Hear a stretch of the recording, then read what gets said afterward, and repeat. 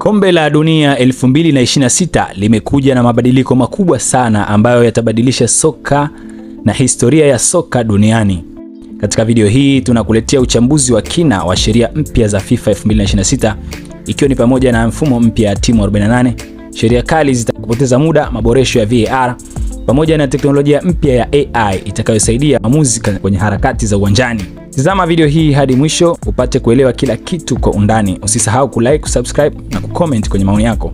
Kombe la Dunia 2026 limekuwa tofauti kabisa na yale tuliyozoea kuyaona kila siku. FIFA imeleta sheria mpya kali ambazo zinaweza kubadilisha kabisa historia ya soka duniani.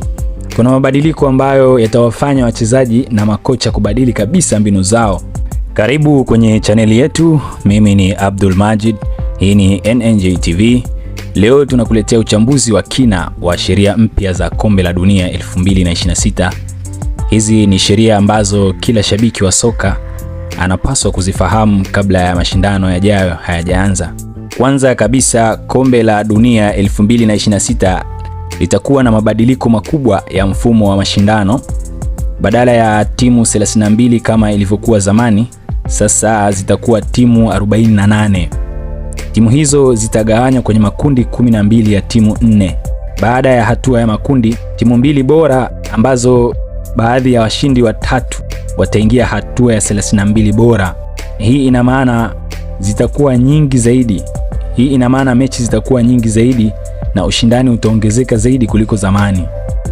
FIFA 2026 katika Kombe la Dunia wamekuja pia na teknolojia mpya ya VAR. Yaani inamaanisha teknolojia ya VAR ya nyuma na sasa hivi, hii ya sasa hivi itakuwa na AI ndani yake.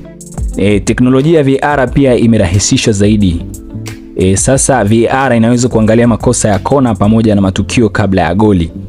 Kama kuna makosa kwenye kona, watatizama sasa hivi. Mwanzoni ilikuwa ni magoli tu, lakini kwa sasa wanatizama mpaka kwenye kona.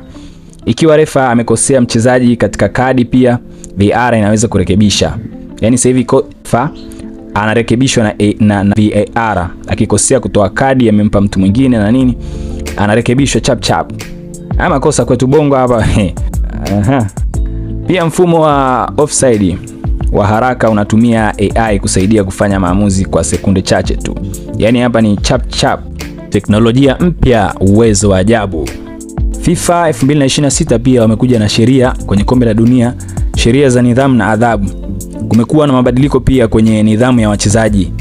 Mchezaji anaweza kupata kadi kali ikiwa atajihusisha na tabia zisizo za kitamaduni kama ugomvi na refa. Timu inaweza kuadhibiwa kama wachezaji watajaribu kuzuia mchezo kwa makusudi.